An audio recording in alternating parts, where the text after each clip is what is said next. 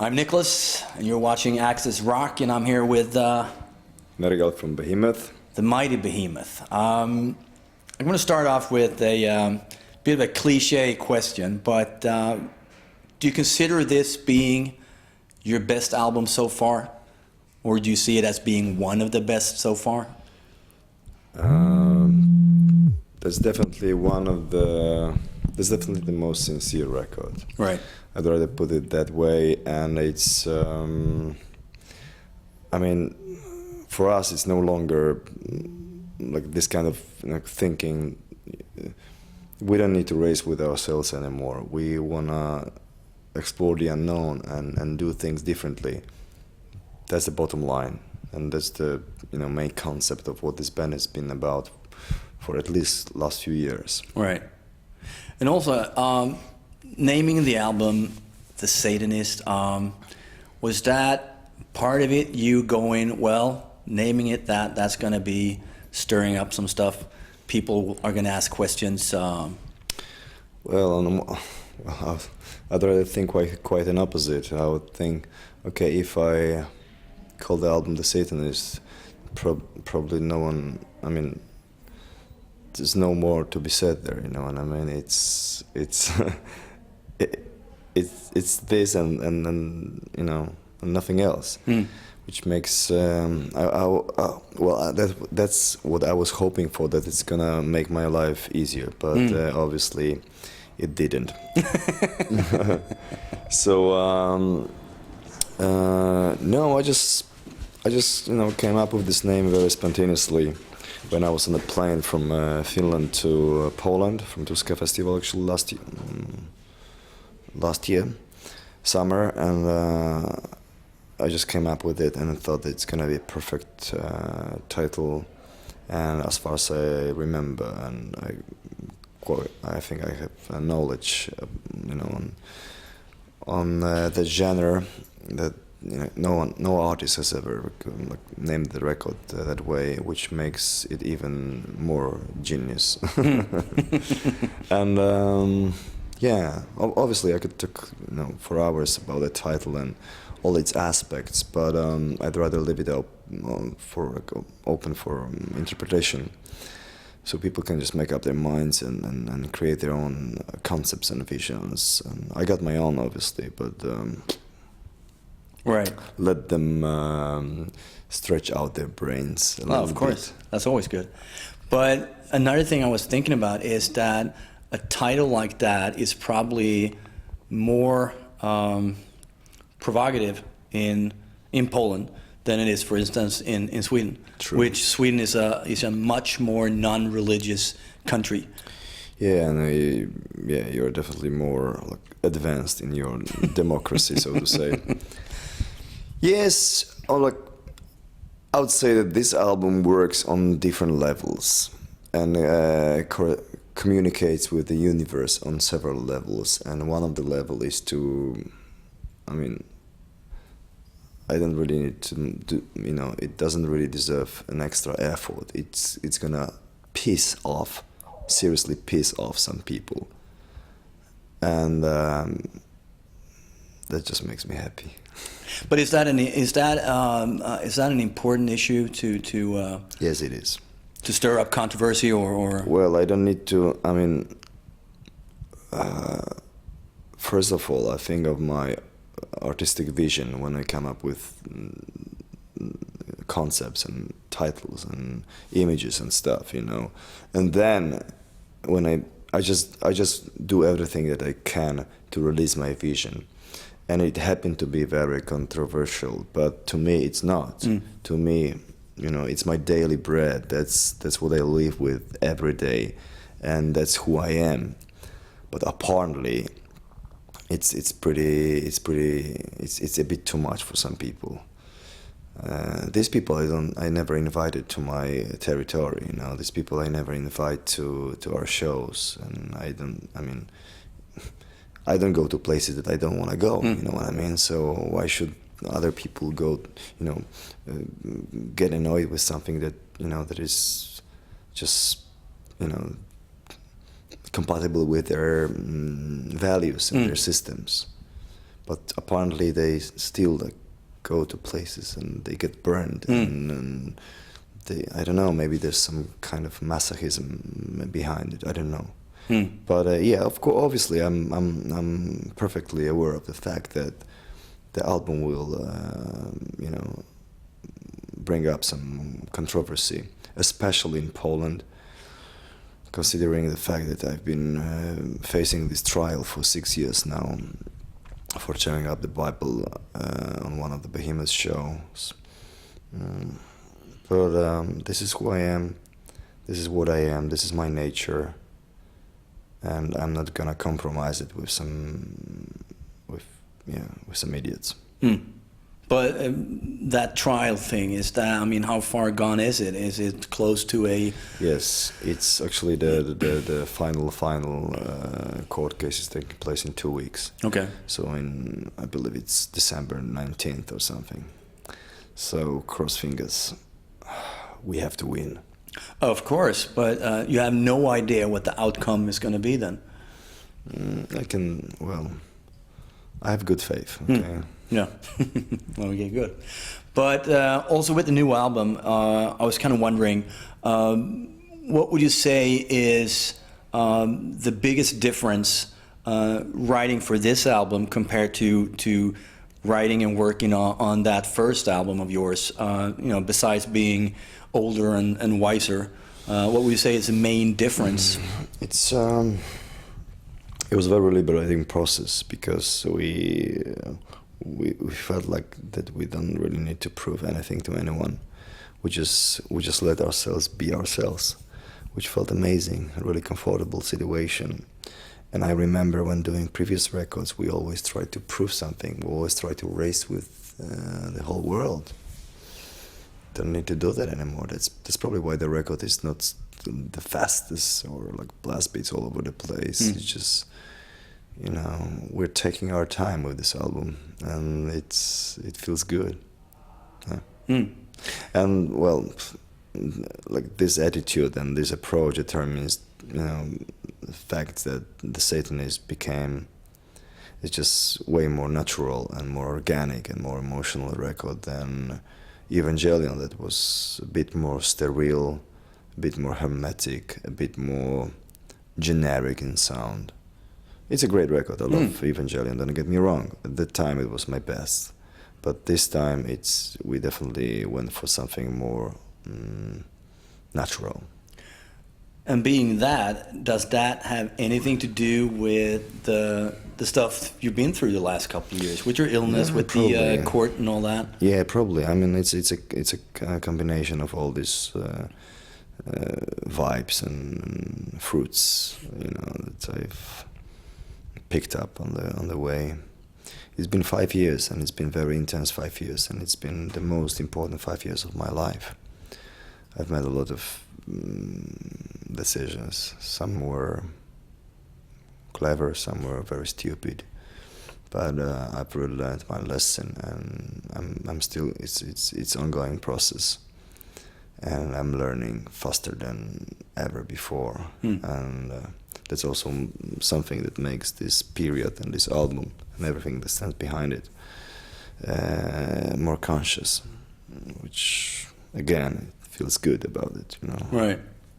Well, I guess that's an important thing to learn, to even learn from your mistakes, and to be able to use that in the future they as well. Are there for a reason. Yeah. All the fuck-ups are there for a reason, so embrace them and welcome them in your life, because that's what life is all about. It's all about the balancing.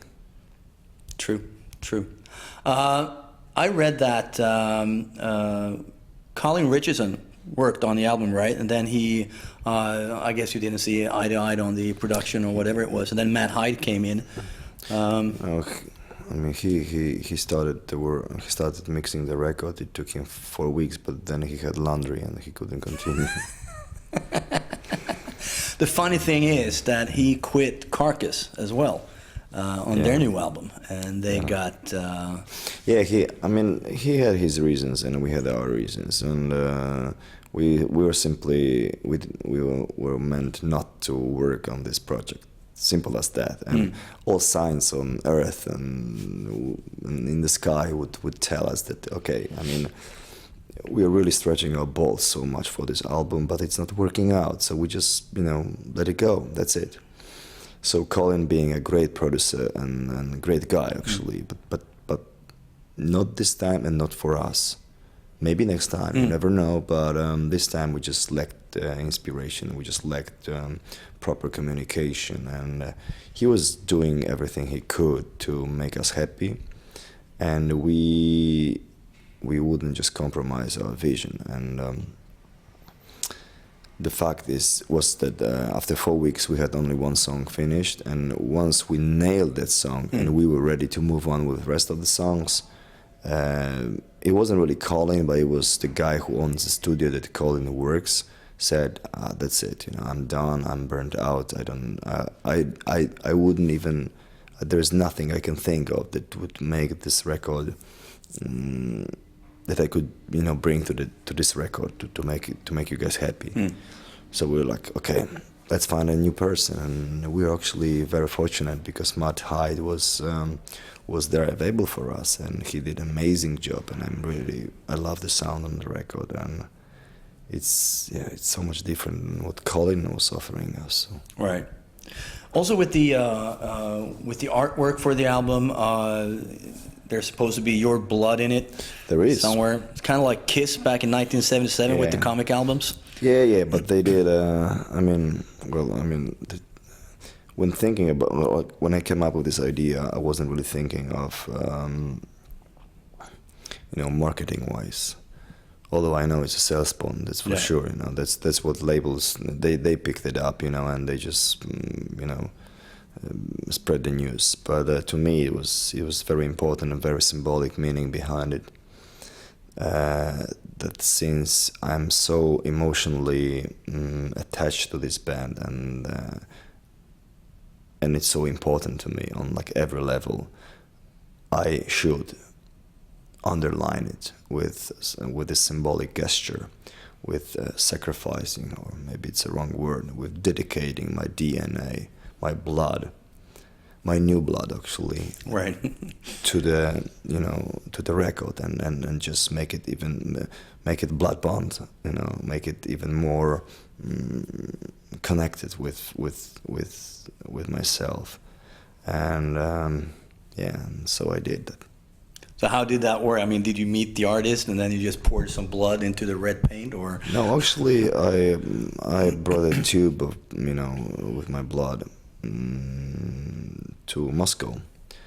Dennis Forkas, he's a Russian painter, and he was up to take the job. So we decided that we're gonna do this blood thing, and we were there with the show, and we had a meeting with Dennis, and he brought some of his paintings. We had a really creative conversation, and I left it in Moscow. And as a matter of fact, we did some footage of Dennis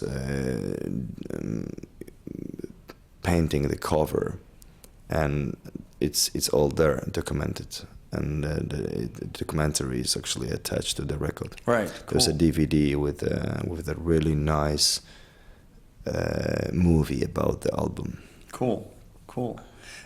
I like the artwork a lot. It's really, really cool. Thank you. It's different. It's different, and it's in my opinion, the art represents just perfectly. It's a perfectly portraits the vibe around the record. The fact that we decided not to use the logo. Not to compile it with the graphic, because we would think that it would just distract the focus and would just ruin the beauty of the picture. Not that I'm not happy with my logo. It's Behemoth's logo. It's very powerful and it's awesome. It's also some kind of sigil that that invokes power, and it's a powerful name. But in this case, we decided not to use it because why should we?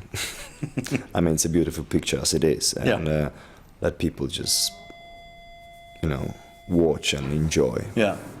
It kind of made me think of, I think it's William Blake, the artist. You're the second person who mentioned right. that. That's very. I mean, I would guess that Dennis is pretty much inspired by William Blake, but I know for a fact that one of his mentors is Austin Osman Spur, who we use on previous records, some of his texts, because he was an occultist, a magician, and also an artist and a painter. So Dennis is particularly keen on Austin Osman Spur, but I'm sure because he's a very highly educated character, individual, and obviously he's familiar with William Blake. We might have had this conversation before, and he might have told me that he loves his works, and probably he does, but now I just don't remember that. All right. Also, the video for Gabriel, very powerful, and I just found it really exciting watching it. Happy to hear it. Yeah, but what's it like doing videos these days? I mean, videos these days are strictly for YouTube. There's no one else showing them these days. Yeah, so. but YouTube is the new TV, so I wouldn't really. I mean, I have this endless argument with my labels, with both Metal Blade and Nuclear Blast. They're like, yeah, I mean, it's shitload of money that we're spending on videos, and like MTV is not even around, or Viva or whatever. I'm like, well, MTV is not around, but internet is all over the place. Yeah. Internet gets this video to fucking to Palestine, to the desert, to fucking to Nepal, to you think of every corner of the world, you know, and it's there. So we definitely don't want to compromise the quality. So I told them, guys, we are making this fucking supreme and beautiful and spectacular and big profile, or we don't do this. But even if we don't do this, or if you're not giving us the money, I'm gonna fucking sell my kidney, and I'm still gonna do it, because that's what makes Behemoth's music completed. That's our vision, and this is like this piece of a puzzle that is hyper important for to maintain our message. It's very important, and I mean, this missing part wouldn't make us complete as artists. You know what I mean? So yeah, I'm particularly happy with this video. It's next to Lucifer, my next favorite Behemoth's video. I know fans have their own opinions; they like different stuff. But if you ask me my opinion, I'm a proud father. Yeah, it is a great one. It is a great one. Final thing, touring-wise, you're coming back over here in February, right? Yes. What can we expect stage show-wise? Is it going to be an elaborate show with? It's gonna be. Well, I hope it. Well, I know it's gonna be the biggest production we've done so far.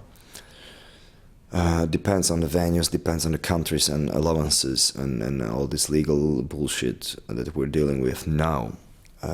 We want to bring pyros possibly to every place, but it's not so easy.